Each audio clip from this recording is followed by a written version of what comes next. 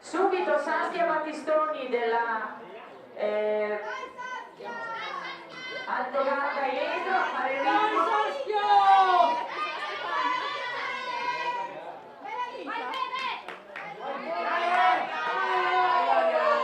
Passaggio, Battistoni Saskia, Federica Scrinzi, Alice Endrizzi, Saldi Lobna e l'atleta tornesina Anna Raffainer, il gruppetto di testa. E poi avanti il ritmo di passaggio l'ho perso, ma mi sembra decisamente una ricerca di tempo, quella dell'atleta originaria proprio della Busa dell'Alto Garda. Ora si gira, siamo sul rettilineo opposto, ancora metà gara, meno di metà gara per questi atleti, siamo quasi agli ultimi 200.